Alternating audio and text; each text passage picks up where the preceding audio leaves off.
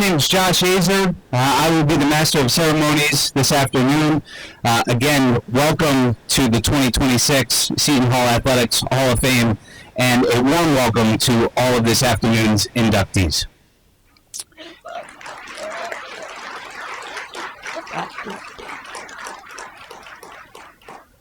My remarks today will be very brief, so at this time, I would like to invite Father John Dennehy up to the podium to give this afternoon's invocation. I silence the crowd pretty good, don't I? Yeah, good. It's good. Let's keep it for a second. We ask God. Father, Son, and Holy Spirit. Dear God, we ask your presence here today to bless this event. We are honoring 6 individuals for their skills displayed in many ways. They have enhanced our history of Seton Hall athletics. So please bless them and their families. Though some are not physically present, they are remembered and cherished alumni. May their families and friends, their coaches and teammates, enjoy all that happens today. May our present and future student athletes be inspired how they performed with their God-given talents. Please bless all those who serve us today, all our food and drink, so as we are nourished by what we consume and share, we leave here better and holier people. May we all arrive home safe. And I ask all this through Christ our Lord. Amen.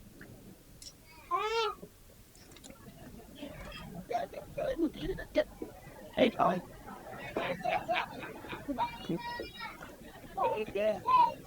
That's better. All right, thank you, Father John. Yeah.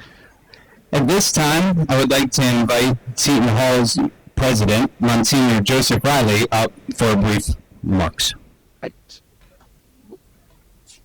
Please. Thanks so much, Josh. It's good to be with everybody today. As I was walking over across campus from my apartment on the one side, I ran into some of the guests who were coming here this evening, and very excited about being here today. But we had a common point of focus and conversation because this individual hadn't been on campus in a while. That was not the gym, not necessarily a classroom, but it was the pub that used to be here in this building. So her comment resonated with my own. So it says a lot, I guess, about the two of us. But it's great to be with you today as we gather for the Seton Hall University's Athletic Hall of Fame celebration. Today we gather not only to recognize extraordinary achievements in competition, but to honor the character, the commitment, and the community that define our institution at its very best. Athletics, as you all know, has held a special place in the life of Seton Hall.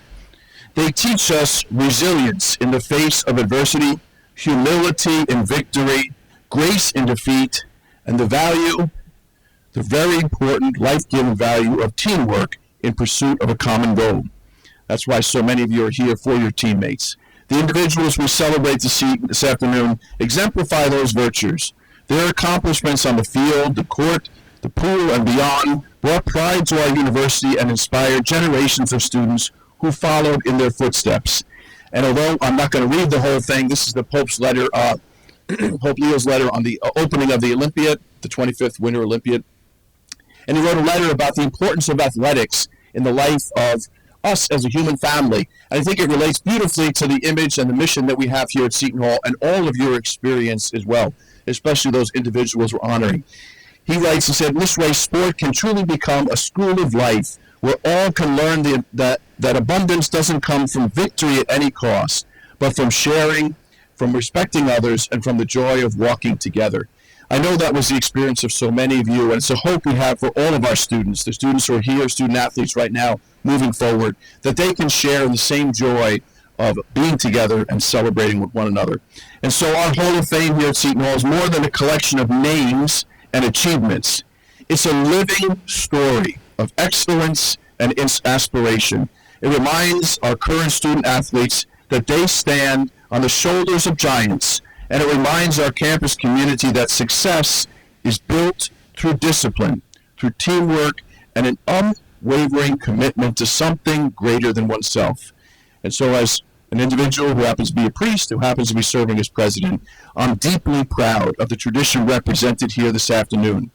But even more, I'm proud of the way that our athletic programs continue to align with our academic mission, developing leaders, scholars, and citizens who can carry the lessons of sport into every area of life.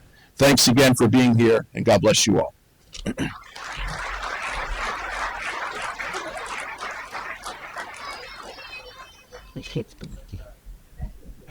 Save some of that enthusiasm for Dad. We'll get there. All right. Thank you, Monsignor. At this time, I would like to invite the Director of Athletics and Recreation, Brian Felt, to the podium for his remarks.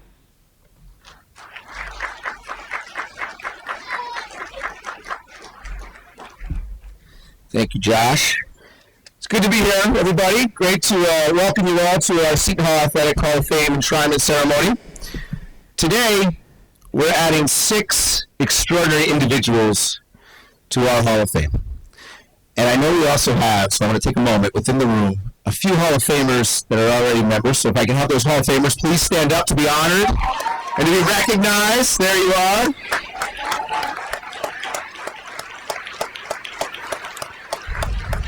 There we go. I think it's always special when we see Hall of Fame members come back. It's great to all have you here on campus. And as they know, and our current class will soon know, today is all about legacy. It's about excellence. It's about the relentless pursuit of greatness that defines Seton Hall athletics.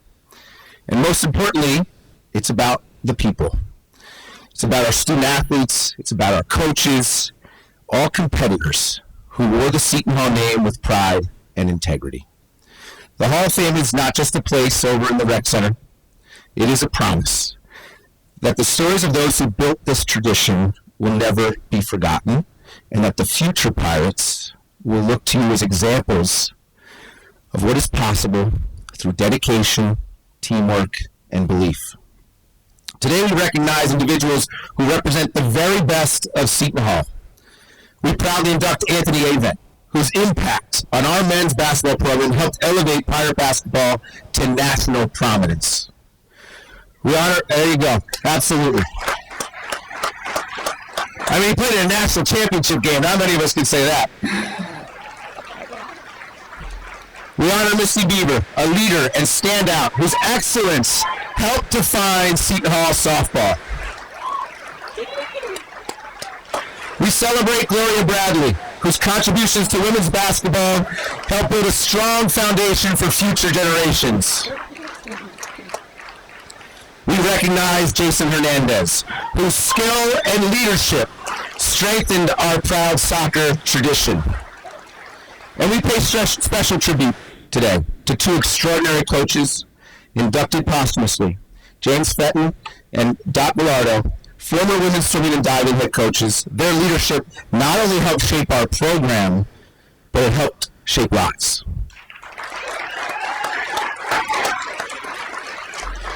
To all of our inductees and your families, thank you, thank you, thank you for the legacy you have given Seton Hall. You define what it means to be a Pirate, and your impact will inspire generations to come. I look forward to today's event. Congratulations to the class of 2026, and as always, go Pirates.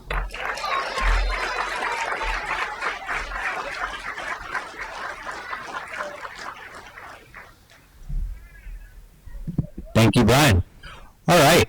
So, most important thing, right? The bar will stay open, so it's over there in the corner. You know where to find it. But we're going to ask the wonderful staff, gourmet dining staff, to dismiss everyone for the buffet, so that we can make sure that everybody gets their food.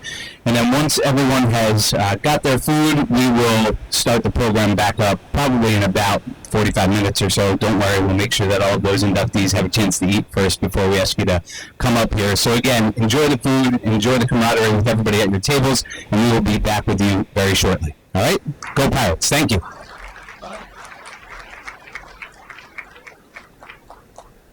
I don't Get the dollar. Was that your girl? Yeah. What's your right? This program. Again, dessert is in the back, coffee and tea are available, so please help yourselves to that. But again, we are going to begin this afternoon's program. Our first inductee this afternoon will be Anthony Avent, and I ask that everyone direct their attention up to the video screen for a short video. Anthony Avent, one of Newark's finest athletes and a graduate of Malcolm X Shabazz High School, came to the Hall in the late 1980s and became a cornerstone for some of the most successful teams in Seton Hall history. A sophomore on the 1989 team that captivated the nation and advanced to the NCAA title game, Anthony played a role in getting the Pirates to the Final Four, scoring 11 points off the bench in a win over UNLV. Taking over for Ramon Ramos in 1990 as a junior, Anthony blossomed into a near double-double machine with averages of 10 points, 9 boards, and 2 blocks per game. Then he put it all together for the Pirates as a senior in 1991, averaging 17.8 points and 9.9 rebounds as the Pirates' go-to man in the paint. In the 1991 Big East Tournament, he produced double-doubles in the quarterfinal and semifinal victories and 15 points in the final to earn all tournament honors, as the Pirates won their first ever Big East Tournament title. In the NCAA tournament, he averaged over 13 points and helped the Pirates reach the Elite Eight. At season's end in 1991, Anthony was recognized as All-America Honorable Mention, First Team All-Met, and All-District, and Second Team All-Big East. In just 3 seasons, Anthony became only the 21st Pirate to score 1,000 career points and was top 10 in both career rebounds and blocks. Anthony's success at the Hall was heavily noticed, and his hard work paid off in June 1991 as the Atlanta Hawks selected him 15th overall in the NBA draft. He went on to play 6 seasons in the league, scoring nearly 2,000 career points and grabbing over 1,500 rebounds. And he helped the Orlando Magic to the 1995 Eastern Conference Championship. We now present to you, for induction into the Seton Hall Athletics Hall of Fame, Anthony Avent.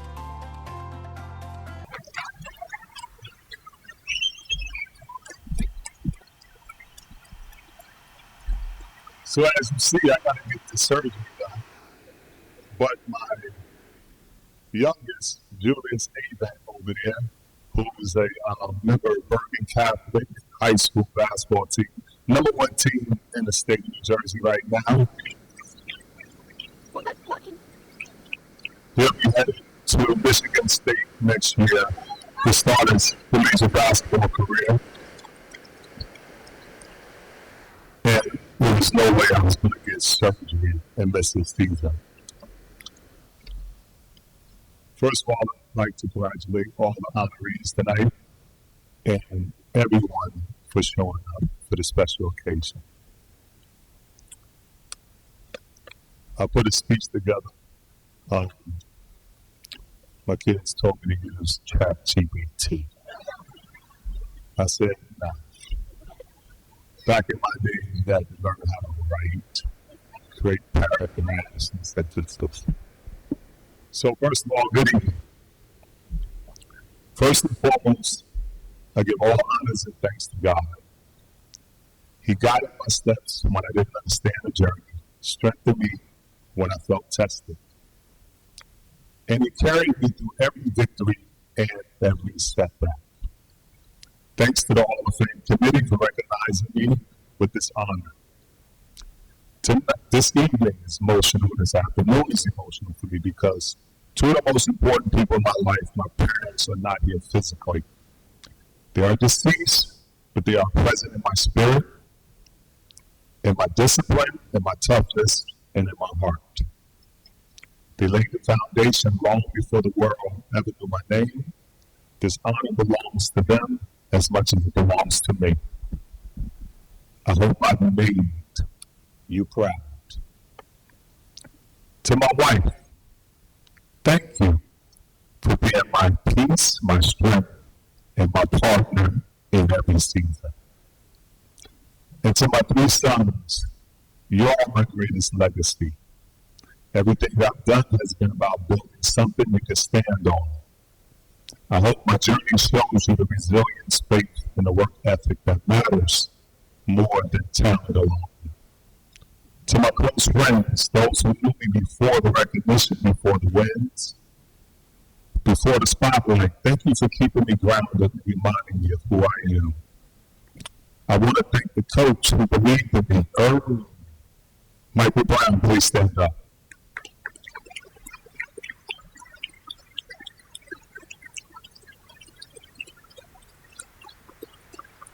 Mike, you saw something in me. And get it right. You saw something in a young man from New York, and you gave me an opportunity that changed my life. To head coach PJ Carlissimo and the entire coaching staff, thank you for pushing me beyond what I thought were my limits. You demanded excellence, accountability, and discipline. To our athletic director, Richie Regan and Larry Keaton, who's no longer with us, thank you for your leadership and belief in what we were building. And just a brief pause, I talked to Coach PJ Carlissimo, and he said, I heard your back is hurting you, because he had some back issues. I said, yeah. He says, probably from you having to carry us all those years. But I also want to acknowledge someone who was truly my rock during my time at Seton Hall. She was my academic advisor. I'm sure you're all familiar with Robin Cunningham.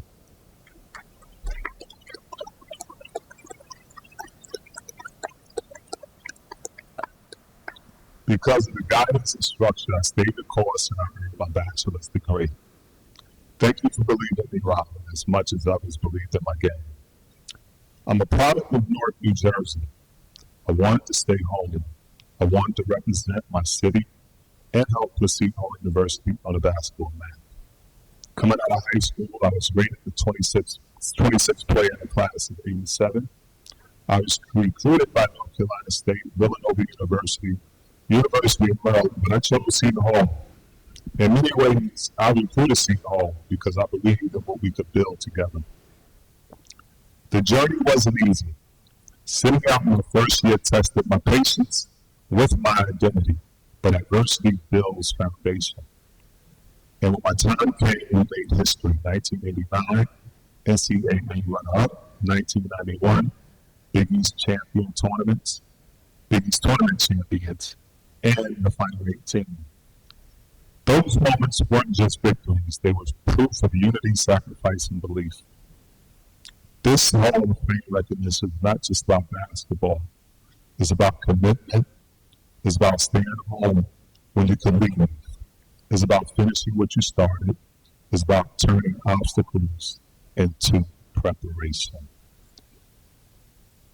I'm grateful, I'm honored, and I'm happy to be here. I couldn't have chosen a better time and place for me to not only get my education, but to pursue my basketball career. And I'm just happy. Thank you.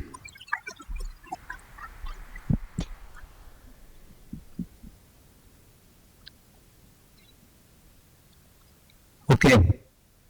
If I can go direct everyone's attention again to the video screen, we'd like to induct our next individual this afternoon, Misty Beaver.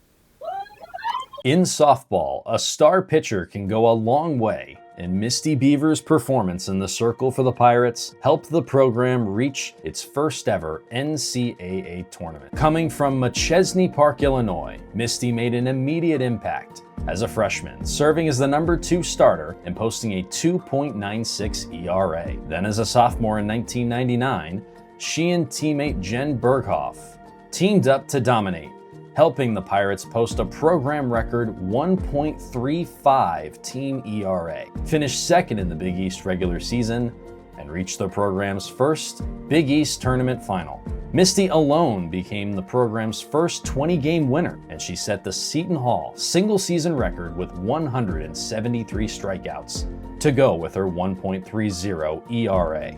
After a sparkling junior year in 2000 with a 1.42 ERA, Misty then completed her career with a marvelous senior season, posting a 1.44 ERA, throwing 9 complete game shutouts, and breaking her own single-season record with 185 strikeouts. She threw the program's first 7-inning perfect game, a win over St. John's.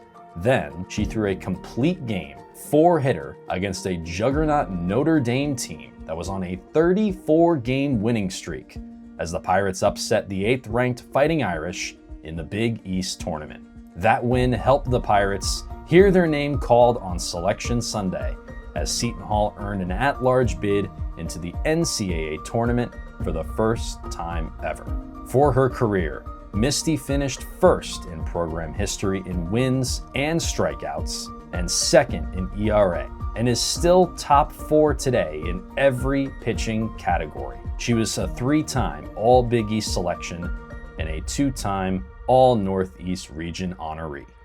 We now present to you, for induction into the Seton Hall Athletics Hall of Fame, Misty Beaver. It's easier to pitch a game than to be up here speaking in front of them. That's for sure. Okay.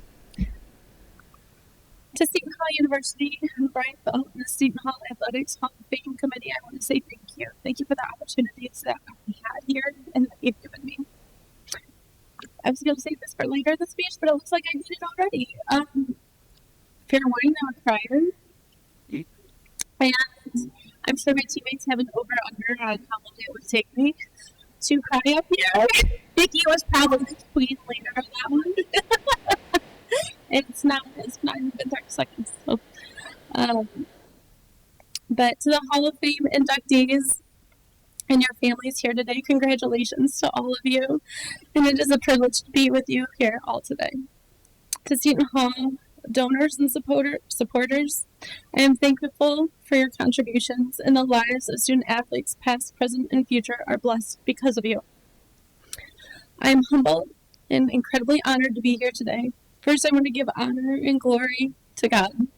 His love, forgiveness, and hope daily impacts and shapes my life, and I would not be who I am today or doing what I do today without him. Sorry, I have to get Kleenex and wipe my tears away because I can't see the paper.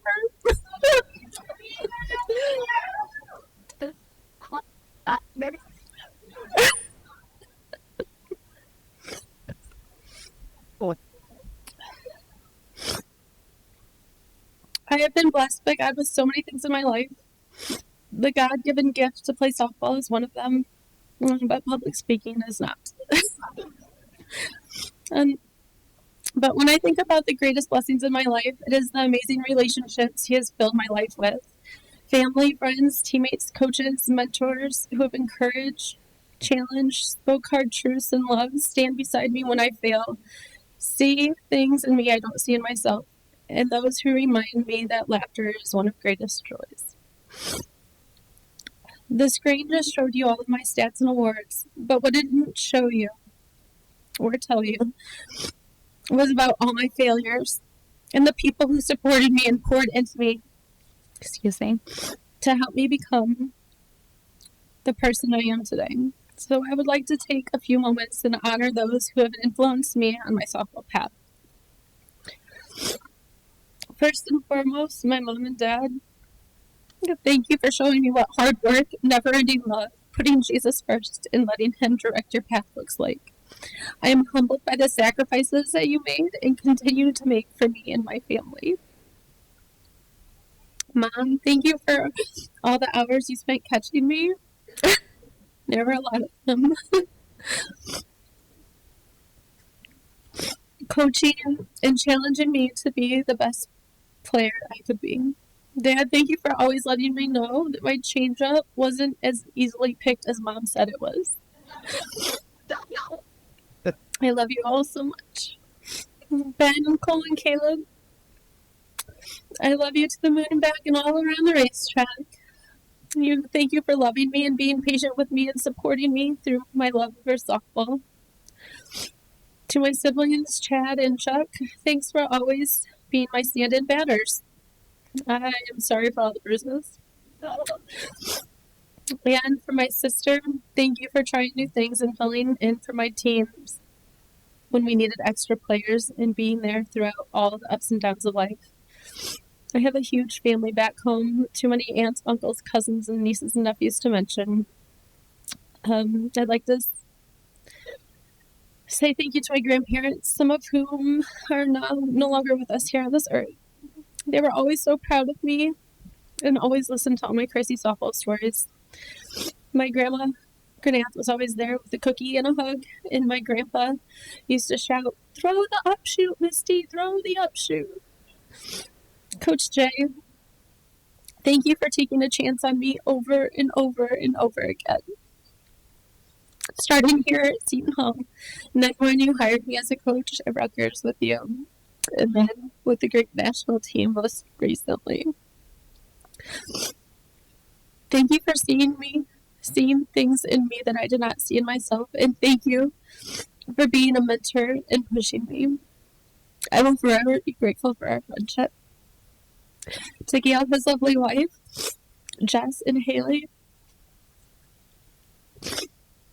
thank you for inviting me to be a part of your family. You will always be my New Jersey family. I love you guys.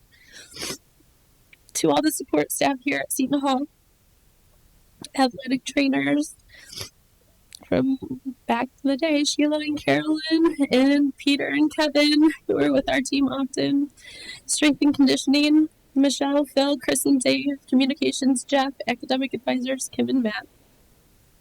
I appreciate all of you and the encouragement and passion you have for your jobs and the student athletes here at Seton Hall.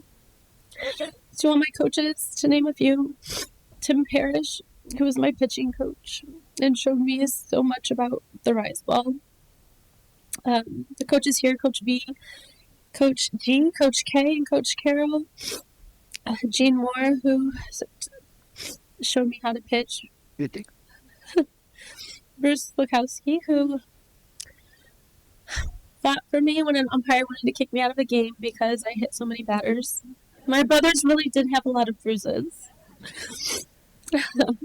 Rod Godeke, Jeff Granat, Sue Dimmel, Cindy Diamond. Thank you for the time you took and poured into me and challenged me to believe in me. And shout out to all my catchers, Susie Johnson, Melissa Slakowski, and Heidi Durham. I know I warmed up forever. And I love you for sacrificing your knees as well as my catchers here because they did a lot of catching and running for me. To my SHU teammates, both here and unable to attend. The ones that are here to attend, can you please stand up?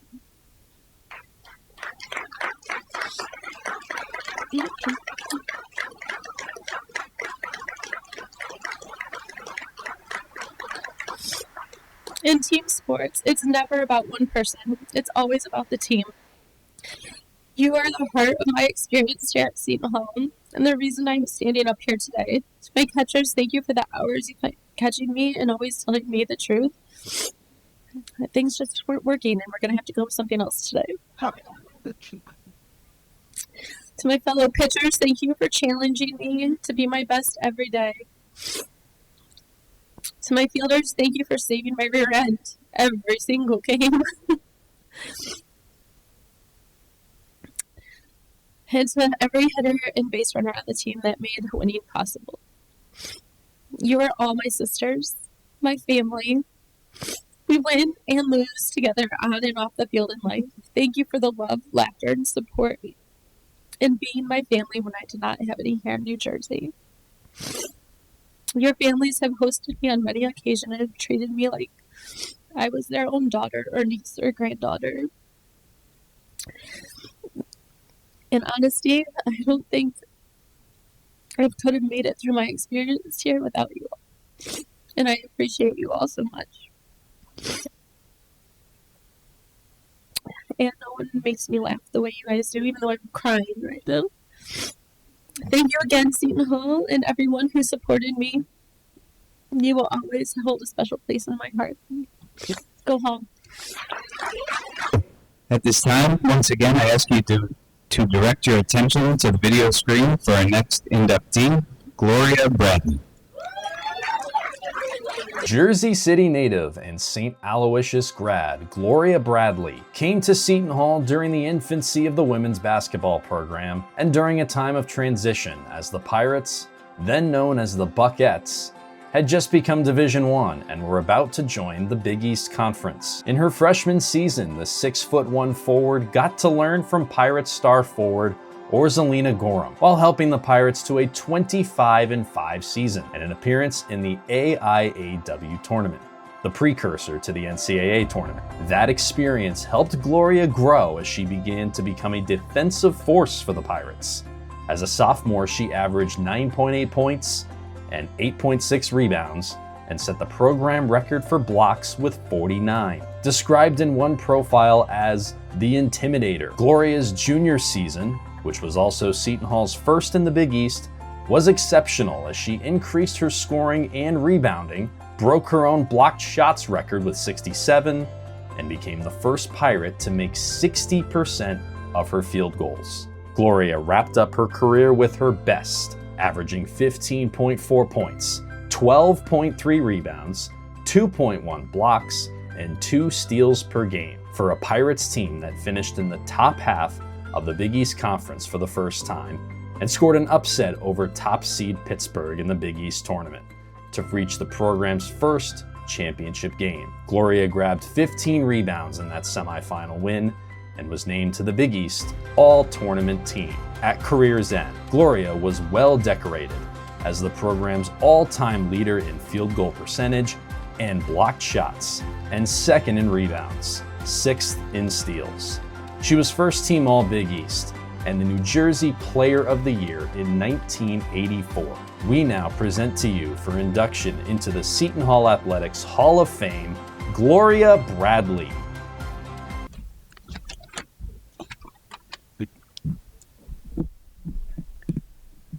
So, Anthony, I think your back has a problem from all those rebounds we saw that you got. I think that's where they came from. First of all, congratulations to all of the inductees here today. Nico told me I had 5 minutes.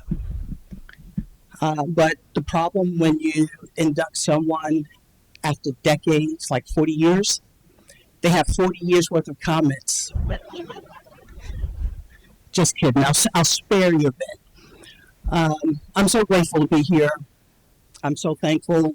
Thank you to the athletic director, athletic staff, the Hall of Fame committee for giving me this honor. I want to start with thanking coaches and administrators, starting with my high school coach, Sister Joan Repka. Yes, my high school coach was a nun. She supported me in every way, including driving me to all of my college visits. Sister Joan, Coach Sue Dilley, who's now Reagan, for giving me the opportunity to play college basketball. I chose Seton Hall before Seton Hall chose me. So when they came knocking, it was an easy answer for me. Sue gave me my first nickname. I never had a nickname before. But when I came to Seton Hall, she called me GB. Actually, she gave me a full name. My first name was Dammit, and my last name was GB. And that Dammit GB still rings in my head from time to time when I make mistakes. She had an awesome staff. Pam Cerruti. Thank you, Pam, for coming to those ASA games to support your sister. They actually did not recruit me initially. They were recruiting Linda Mitchell, who was an all-star player, and they stumbled across me. So I'm grateful for that. Denise Fiore, who figuratively and literally would pick me up off the floor in practices and encourage me to keep going. Then Pam Claus picked up where Denise left off. And when I would block a shot, Pam Claus would be on the sideline screaming, "Send it in!" And the more she said it, the more I wanted to block a shot. Didn't realize it, but it encouraged me. And to Mel and Brenda Knight for being an example for a first-gen, low-income girl from a single parent home, showing us that we belong in these spaces. So thank you. Also, Mel, thank you for that call 2 years ago. Mel called me and said, hey, I was having a conversation, and I told them you were in the Hall of Fame, and they told me I was wrong. Why aren't you in the Hall of Fame? I said, maybe because I don't make those decisions. So thank you for that phone call that I didn't have an answer for, but you found one for me, and I'm forever grateful. And for my family and friends who are here that always continue to support me, thank you. For my teammates, and as Misty said, we never do this alone. We have those people who encourage, support, and challenge us, and my teammates did that for me, starting with Azalina Gorham. We called her Ina, who showed me what leadership looked like, and my teammates who pushed and encouraged and challenged me to be the better player. So when I wanted to talk today about my basketball journey, because unlike Anthony, I was not a high school standout. I wasn't a high school to college phenom. My journey was more of impossibilities and slim chances. It was the spring of 1976. I was watching my favorite team at the time, which was the 76ers with Dr. J and Bobby Jones. I was a huge Bobby Jones fan. And during one of the breaks in play, they talked about this young lady, Ann Myers, who had just received a scholarship to play at UCLA. And it was in that moment that I declared, that's what I want to do. I want to go to college on a basketball scholarship, because how else would we pay for an education? I had not known any girls who played college basketball on a scholarship. Actually, I didn't know any girls at the time who played basketball. My elementary school didn't have basketball. My rec leagues didn't have basketball. I had never played basketball, but I was declaring that I was going to college on a basketball scholarship. So as a freshman, as a 5'5" freshman, I tried out for my high school team. And as you would think, I got cut because there were girls who played basketball and they were good. So I tried out again as a sophomore, and I made the team. But I didn't play a whole lot. But over those 4 years, I kept the faith. My faith was strong in God. And as the saying goes, God takes care of old folks and fools. So since I wasn't old, I think you know which category I fell into. So by my junior year, I started to figure things out, and I had a 7-inch growth spurt in high school, which does not happen for girls, but something had to happen for me to make this declaration that I made happen. So there was divine intervention, and I grew 7 inches. So as a freshman coming to Seton Hall, I came to Seton Hall, and I was surrounded by strong, fast, skilled players. I was not one of them. But the rest of the freshmen who came in with me, not only were they talented and high school all-stars, but they also all knew each other. And there's someone here today, for another story, who was also, they wanted to come as friends, sort of like Michigan's Fat Five. And when she didn't come and I did, they didn't take too kindly to that. So I was the odd person out. And they didn't treat me too kindly. It was almost like the Mean Girl effects at some point. But it was those moments that challenged me to be a better player. So it was on a road trip in D.C. that Sue had a great idea and locked us in a room with Ina, who was our captain, so that we can get down to the bottom of this conflict we were having. And we did. So I went on to have a great career with these young women. And Ina said to me, because I was the only one in that room at the time that was not playing, if you want to get better, you need to come play with us this summer. And I jumped at the chance. And it changed my life.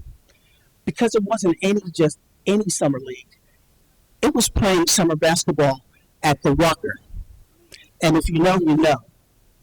It's the best and the brightest and the most talented.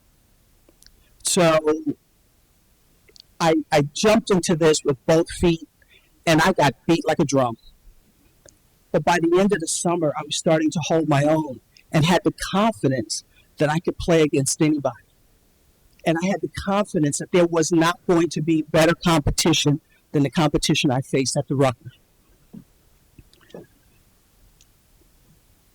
My experience that summer was summed up in a comment made by the gentleman that coached us, Harry James. I'd taken an elbow to the head, got knocked down, pretty much knocked out. By the time I looked up and came to, Harry was standing over me and he said, "Get up and hit her back."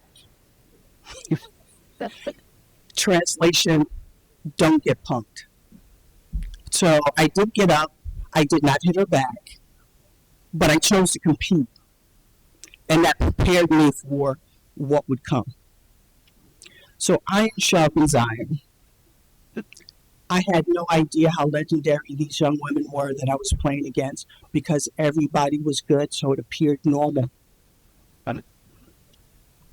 I now see those names plastered on their college Hall of Fames, the Women's Basketball Hall of Fames. But as they say, shoot for the stars. And at Seton Hall, I was able to shoot for the stars. And I didn't land on the moon, but I feel over the moon today. So I am forever grateful. Thank you for this opportunity. And it will be one of those moments that I always remember. So thank you. Okay, next up, please direct your attention to the video screen for the induction of James Fenton. James Seton was one of the longest tenured head coaches in Seton Hall history, serving as the swimming and diving coach for 28 years, positively impacting the lives of hundreds of student athletes. A New Jersey state champion swimmer, graduate of the University of Miami and Seton Hall, James got his start in the fall of 1958 and coached not only the varsity team, but also the Seton Hall prep team, and he did so while also holding down a full-time position as a teacher in the Newark school system. James took over a Pirates program that was only in its third season of varsity competition, and he developed it into a Northeast contender. James was also instrumental in the creation of the Metropolitan Conference in 1972, and the Pirates began competing with schools including Fordham, LIU, and St. John's. Then, towards the end of his Seton Hall tenure, James helped shepherd the program into the Big East Conference. In the program's first season as a member of the Big East, the team had a winning dual meet record. During his tenure, true to his roots as an educator, James made sure that his swimmers put academics first. In 1979, when interviewed for the school yearbook, James mentioned that his top senior distance swimmer was offered a prestigious internship, forcing him to cut short his career. James was supportive of the decision and said, "Years from now, what difference will it make if we won one more match or lost one more? The education is what really counts." We now present to you, for induction into the Seton Hall Athletics Hall of Fame, James Fenton. I'm not James. Jim Fenton was my dad. My name is Sue Fenton Connors. First of all, I would like to congratulate all of the other inductees. They're amazing people, amazing athletes, and they have given so much to this university. So thank you all. I am fifth in line out of 7 to attend Seton Hall. Before I move on, I just want to thank Seton Hall University, Brian Felt, the athletic department, Pirate Blue, and the committee for this great honor for my father. My father, Jim Fenton, was a very proud member of the community here at Seton Hall for more than 28 years.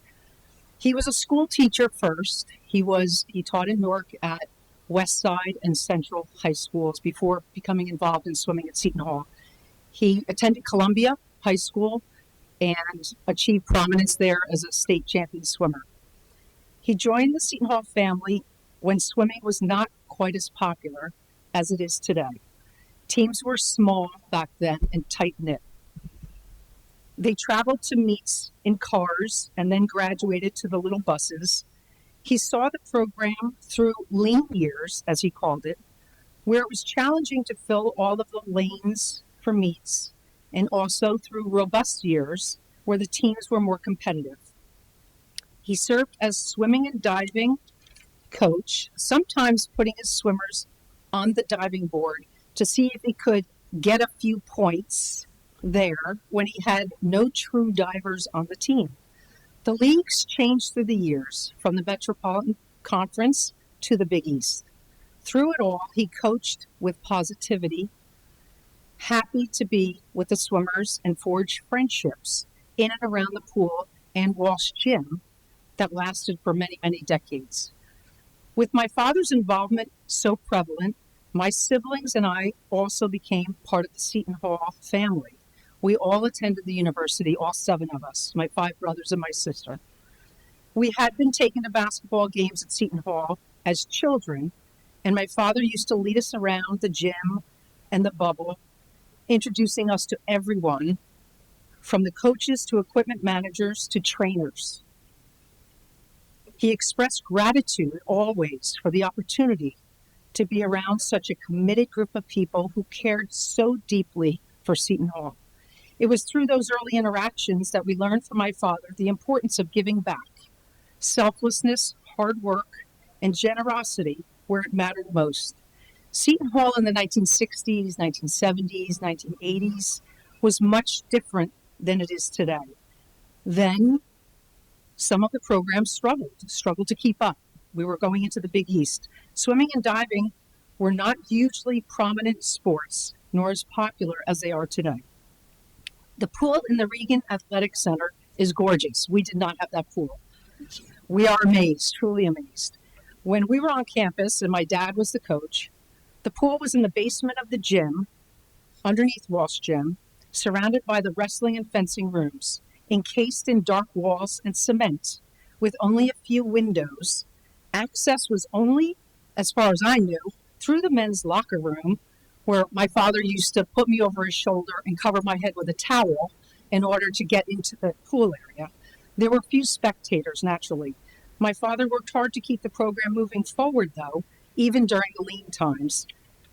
He often recruited swimmers by having my siblings bring along their swimmer friends to practices, then talked them into joining the team. My brothers Jim, John, and Tim, and my sister Mary all swam here under my father. Mary also swam for Dot Villardo. Congratulations, Coach Villardo and family. She swam for a year or two when the women split off and had their own coach. Mary enjoyed the challenge of swimming for a coach other than our father. She especially recalls the time when Coach Villardo caught her sneaking a cigarette in the hallway before a meet and then quickly added her to the 200 IM rather than the 50 free. So that was great, Coach Villardo. We thank you for that. My siblings' willingness to get into the pool was at times only as strong as my father's encouragement. It was not easy to show up when other parts of college were calling, but swimming was his passion, and so everyone got on board. He enjoyed having us around here on campus. He was proud of Seton Hall and everything it brought him over the 28 plus years that he was there. He loved being part of the Seton Hall family, wearing Seton Hall t-shirts everywhere, all over town, watching games, interacting with students, and sharing stories in the gym with people, esteemed people like Richie Regan, Bill Raftery, Mel Knight, Charlie Duress, Eddie Capola, Nick Menza, Babe and Harry Boutsikaris, as well as others in the athletic department. To explain these unorthodox friendships, you have to understand he was not only the swim coach here, he also locked up at the gym at night. He was security at the bubble. He did basically whatever the athletic department needed him to do. He had a lot of part-time jobs here at Seton Hall. That was just who he was. He likewise encouraged us all to get involved on campus here. We were encouraged to play a sport, get involved, quote unquote, he said. He knew that we were privileged to attend this university. so we should do something and give back to the Hall. He introduced me to the volleyball and fencing coaches within weeks of starting classes here as a freshman. It was a little overwhelming. Next thing I knew, I was part of those two teams for 4 years, playing for legendary coaches, including world-famous Boutsikaris brothers on the fencing team. My brother Jeff was on the soccer team. My older siblings all swam. My brother Jeff was on the soccer team, coached by Nick Menza. And Rob, my brother Rob, played club hockey here. We were taught to appreciate the education and the experience and to give back, engage, and work hard. Finally, just a word about the swimmers, and thank you so much for the swimmers who are here tonight. We really appreciate it. My father lived for coaching and teaching.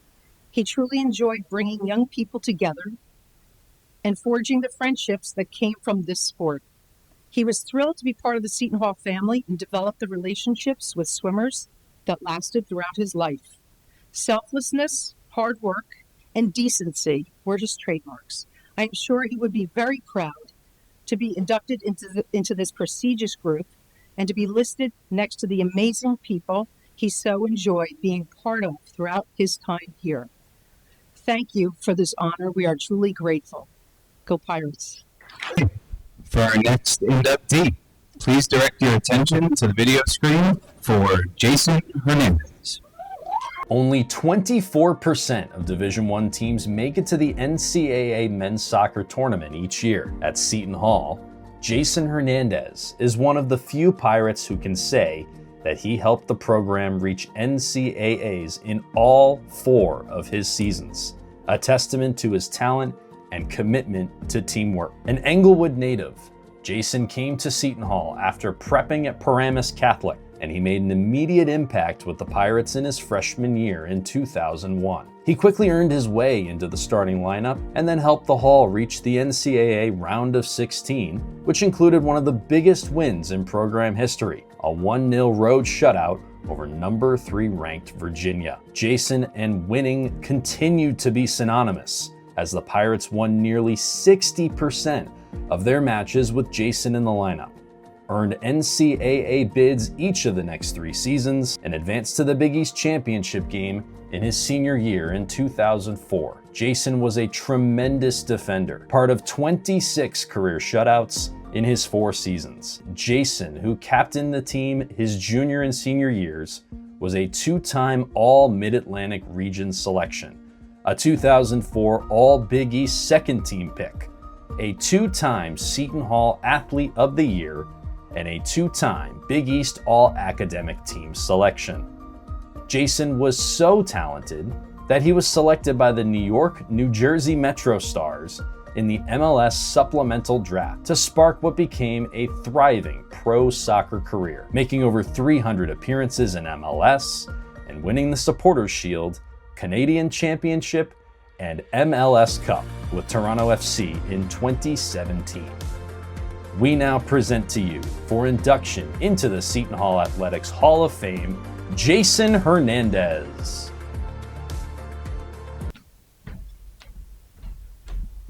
Hi, everyone. It's a pleasure to be with you all.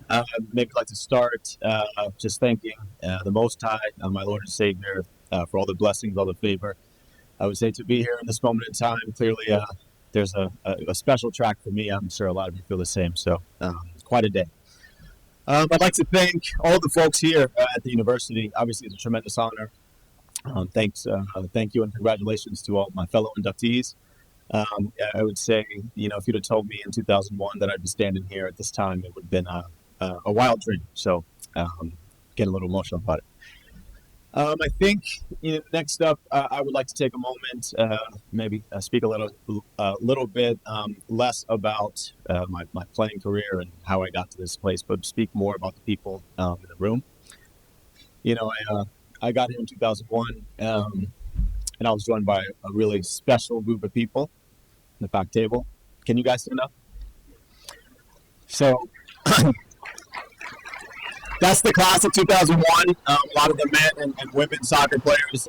I can see very clearly through the different programs. Obviously, at Seton Hall, there's a big community, brotherhood, sisterhood that comes with being an athlete, and I think it speaks volumes about the university and what it means to all of us. The fact that folks would travel near and far to be here for a day like this, I think it speaks to what this place really means. That is called my Seton Hall family. I think maybe speak about my Seton Hall soccer family.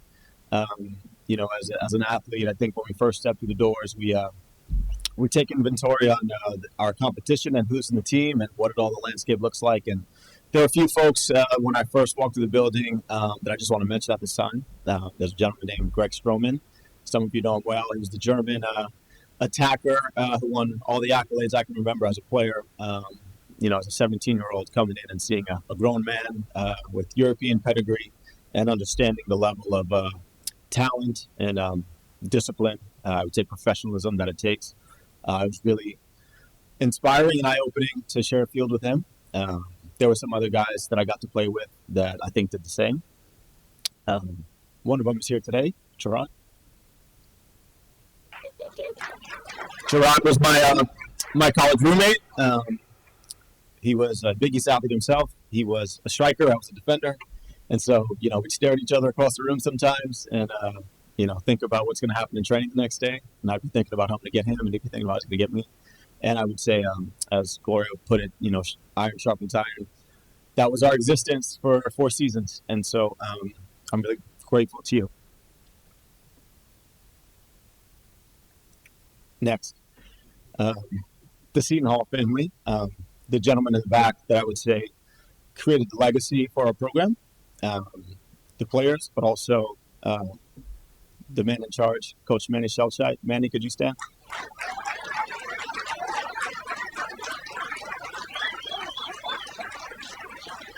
I don't mean to put you on the spot, Coach. That'll be the last person that has to stand. Coach Manny obviously is a tremendous mentor to all of us. Really, I think it goes beyond words, but Coach, I don't know if you remember a specific day where I think you changed my professional career. Well, what is to be my professional career. I sat in the cafeteria, and it was after a poor showing. And you went around the room, and you talked about a lot of things that everyone did wrong. And you looked at me at the table, and you said, Jason, this is too easy for you. You cut corners. You're lackadaisical because you can be, because you're just as fast as anyone, you're just as physical as anyone, and if you make a mistake, you can clean it up. But if you want to be a pro, that won't work.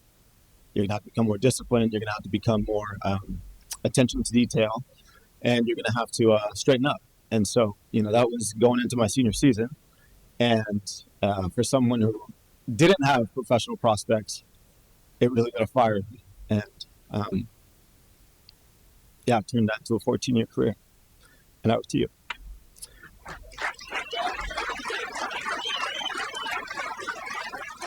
I'm really not an emotional person. I don't know what's going on, so I'm sorry. Next up, I want to maybe shift gears to the folks that I would say played a part in my soccer journey as a whole, and that's, next in line would be Kazbek Tambi. He was assistant coach at Seton Hall, but he was a person that I would say discovered me. He found me in the Teaneck Armory one day playing a pickup game. I was actually there to socialize, but there was not enough people on the pitch, so I jumped in and got to play. And he put me on track to be here. So I owe you a lot. And I owe you so much. I know Kaz, Kaz was assistant coach at Seton Hall at the time. And, Kaz and I had a very close relationship. And so close enough that one day after, call it a Wednesday college night here on campus, I happened to be leaving an establishment. And something on my mind from the day resonated about Kaz. And I had to give him a call in that exact moment. So he received maybe a phone call from me at 1:30 a.m. on an old flip cell phone.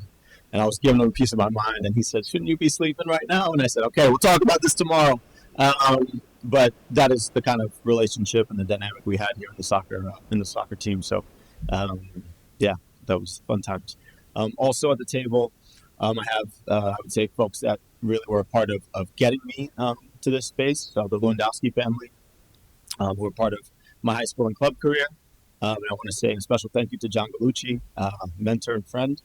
He was one of the first people I met when I turned pro, and he gave me a taste of the professional world and guided me ever since. Lastly, before I cry, I'll shift gears to my family. I think first and foremost, I want to thank my wife and my children. I tell my kids all the time that I used to handle business, on the pitch, and I don't know that they believe me too much. I don't even know if this is going to make a difference, but I did used to, be a bit of a handful in my day. I want to thank my wife who supported me. I would say even afforded me this day. My wife, Callie, is a multiple-time All-American for Wake Forest in the NCAA, so she's giving me this day. So, so I appreciate that. It allows me to act like I was doing something in college, so I appreciate it. Mariko Walker, who's here, was my first, I would say, training partner in rec league, and her parents actually, I would say, godfathered the soccer program in Inglewood, New Jersey. So, I wish they were here today. I'd say lastly, my brother, my mom, my father. Unfortunately, he's not here, but my brother's been incredibly selfless. Siblings of athletes that are really pushing. They have to sacrifice quite a bit. So, thank you.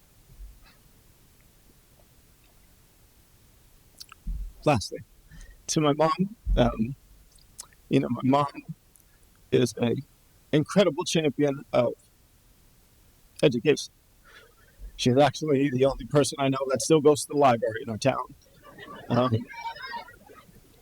She keeps the lights on there. So, in any event, I graduated. Well, I walked in 2001. Unfortunately, one class short.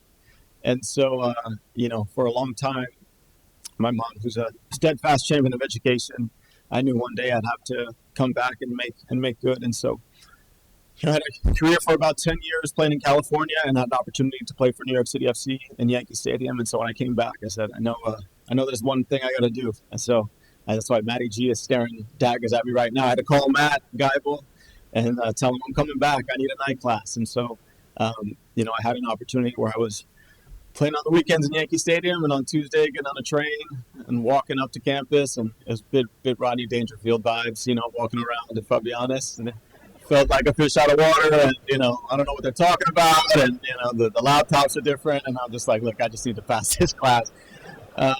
And so I was able to do that after 10 years, and finally get my degree officially, and so that really is just for my mom, and I'm really honored and really lucky. Thank you. Once again, I ask that everyone direct their attention to the next inductee this afternoon, Dot Velardo. The Seton Hall Women's Swimming Program was started in 1978, and athletics director Richie Regan called upon Dorothy Velardo, who was the head swim coach, pool manager, and swim instructor at the South Orange Community Pool and a coach at the Orange YMCA. Dorothy started the program from scratch and strived to provide her student athletes the best possible experience, despite limited resources. The team had no transportation, so Dorothy rented a van and drove her squad to road meets. The team wasn't allowed to use the Seton Hall weight room, so she developed an off-campus weightlifting program for her athletes. Her team had no divers, so she recruited gymnasts to dive for her. Her dedication and commitment to development helped the Buckettes finish their first season with a winning record. In year 2, Dorothy's strategies and coaching abilities paid off for her swimmers.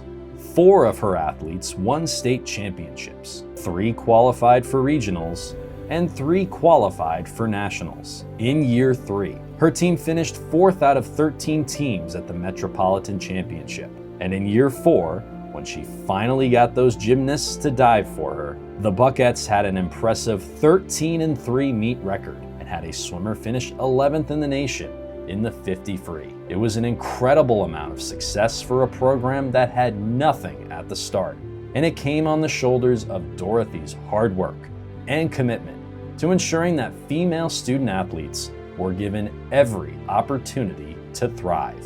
We now present to you, for induction into the Seton Hall Athletics Hall of Fame, Dorothy Velardo.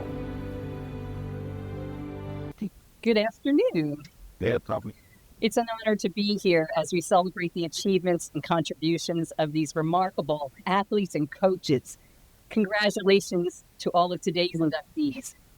I'm Ronnie Gallardo, and I'm grateful to be here with my family, my 4 siblings, our spouses and children, and our Aunt Jane to celebrate our mother, Dot Howard Gallardo.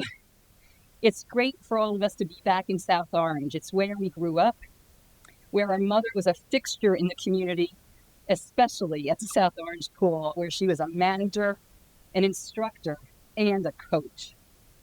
She also coached at the Orange YWCA swim team. She mentored and coached swimmers of all ages. And in 1978, she was given the opportunity to become the first head coach of the varsity women's swimming and diving team here at Seton Hall University. She embraced that opportunity with her whole heart. We called her mother, and her swimmers called her coach. And to us, those roles meant the exact same thing. The qualities that make a great mother are the same qualities that make a great coach. Caring, supportive, reliable, protective, determined.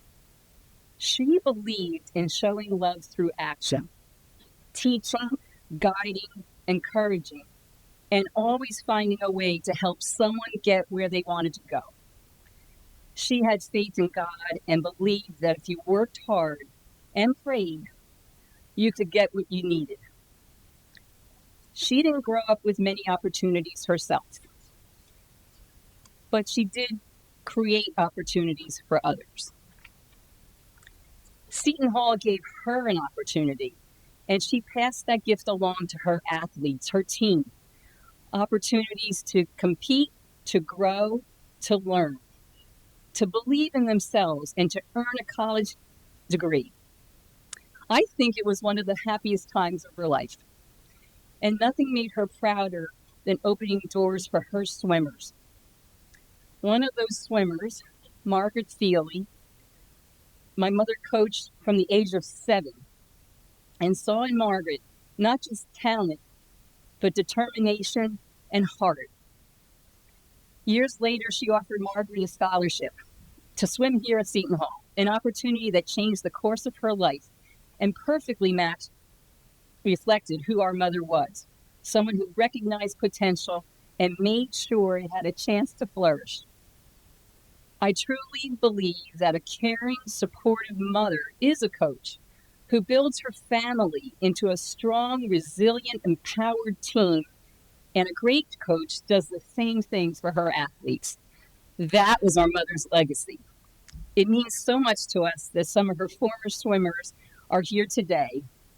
And I can't think of a better way to honor her than to hear from someone whose life she touched so deeply. Please join me in welcoming our teammate and friend, Margaret Feely. Standing on the blocks at a swim meet. And bear with me. I want to say thank you so much, Ronnie. All the Gallardos, Brendan, Matt, Donnie, Mark, who were my friends and swimming partners for years. We grew up in the pool together with your mom. South Orange is my hometown, and I'm just absolutely honored to be here to talk about Dorothy Gallardo. As I was preparing what to say, I got an email from one of the current women's coaches, Andrew LeBlanc. And Andrew said, and I'll read it, "I know next week we'll be inducting Coach Gallardo into the Hall of Fame. We're all so very excited to have her representing us, and we're very happy for her family." I was just so touched to hear from Coach. I know we met him at the 2023 celebration of women, the 50th of women here at Seton Hall. And I'm so glad to know that the current ladies know whose shoulders they stand on. Although small in stature, she was a really strong, incredible woman. I'm so happy to see our fellow swimmers here today. It was so great to reconnect. And I had been in touch with Trish Joy Kandari. She was lovely enough to send me her thoughts. Trish shared to myself and my teammates, Dorothy Gallardo was not only a coach, she was our leader, advocate, mentor, motivator, teacher, and college mother. That word keeps coming up. Sharon Krieger, so great to see Sharon. Sharon shared Mrs. Gallardo was the original Coach Mama Bear. Fierce, compassionate, protective, disciplined, pragmatic, and all tied up with a wicked sense of humor. And she had a sense of humor. So key word here is mother. As Ronnie said, and we had such a nice talk last week, Ronnie, about that word and all it means. I met the Velardo family when I was about 3. My mother had just passed away. I was the last of 9. My dad needed some help. And although Coach was having her own young family, had a few at home, she took me in to help my dad out. And then the minute I wasn't afraid to put my head underwater at the South Orange pool, she saw that I might be a swimmer and took me in and mothered me in the pool all the way through Seton Hall. So I'm a lucky girl, absolutely, and I'll know it. When I was applying to colleges, Coach was so excited to call and say that there was a partial scholarship available because of Title IX. But as you heard in the introduction, it was interesting. Coach wasn't just the first; she was a pioneer. I was talking to the Beemans, Kathy and Mary, about, and you heard it, that we swam in the basement. There was a men's locker room, but there wasn't a women's locker room. So we changed in the hallway. We had to walk through the men's locker room to get to the pool. Nothing was easy. She went out. Trish reminded me that she went out and it said she drove to the meets. Dottie and I talked a little bit about this. She had a lead foot. She was competitive in the lanes, that's for sure. But we got there and we got back. But she went out and she had to rent a van to drive us places. She saw in us, and as so many of the inductees today talked about, our coaches saw in us what we maybe couldn't see in ourselves. So she really took care of everything. It was, I would imagine that in the 70s, building a women's program from absolutely nothing, it was difficult. And she just saw, the athletes we were, and we were going for it. Dottie shared with me how excited, and this was so cool to hear the other end of it, how excited her mom was when she got the job, for 2 reasons. That she could coach at a university level, and she was such a great technician and motivator. She was amazing. But also because it was also in walking distance, and she could take care of her 5 children. So not only did she take care of us, her kids came and did their homework on the bleachers during practice, and, just lovely. Matt Velardo and I spoke often about how she spoke so deeply about what it meant to be a coach at Seton Hall. It was really, like Ronnie said, just the pride of her coaching career. And it was just such a joy to be with her and with all the swimmers as well. As driven as a competitor as Coach was, and she was, Coach was a woman of deep Catholic faith. She never had to boast about her faith. You just knew it because she lived it in all of her actions. So as I end today, there's 2 things I'd like to end with. A beautiful quote from Trish Kandari, which I really believe summed up Coach Velardo. Trish shared, in many ways, our beloved Coach Velardo's life mirrored that of Elizabeth Ann Seton's. Through faith, family, dedication, and as an advocate for women and children. And that is exactly right. That is Coach Velardo. And I am a grief therapist, only by way of Coach Velardo. I also did not complete. I swam for a few years and did not finish my last year here at Seton Hall. Had some personal stuff going on. So when my youngest son graduated college, my boys, I have 3 sons, asked me to do what I asked them to do, which was be their best selves. And they knew I wasn't. So I came back to campus thinking, I have small business. There's no way I'm going to be able to afford this. So I get onto campus and meet with Dean Kaiser. And he said, yep, looks like you've got a year to go. He said, were you a swimmer? And I said, yes. And he said, hold on a second. Let me call Matt Geibel. Where are you, Matt? Where's Matt? Matt, who was my beacon here, my last year, from 2016 to 2017. What happened was Matt said, you know what? The NCAA gives out completion scholarships. You have a week, literally, they were going to make decisions on the scholarships for the 2016 year that week. So I went in, filled it out, and I was gifted my last year here at Seton Hall. I was able to go on, get my master's, and I am a grief therapist in private practice, all because of Dot Villardo back in 1980, taking the time to make sure she took care of me. And I know we all feel that. So as a grief therapist, one thing I do know is our society is allergic to grief. We have a hard time talking about it. We have a hard time. I'm going to ask all of you, when you leave here, ask someone about there's someone who died, because it's really important that we start that language. And one of the things is we so long to hear our person's name. So what I would like to do is ask you to participate with me as I end today. I would like to do a call and response, and I would like to hear my deceased loved one's name, which is Dorothy Ellen Power Villardo. So I say her name, and you call back, and you respond back like you're a pirate, okay? If I could have everybody participate, please. All right, Dorothy Ellen Power Villardo. Thank you so much. I really appreciate it. Thanks a lot. All right. So, a couple of housekeeping items that we need to take care of before we send everybody on their way this afternoon. We're going to ask the inductees and family members to make their way up to the step and repeat to take a photo. So that's step one. Step two is that we, myself, Nico, and a few others are going to grab those inductees and family members at the under 4 timeout of the basketball game this evening to bring you down for recognition on the court.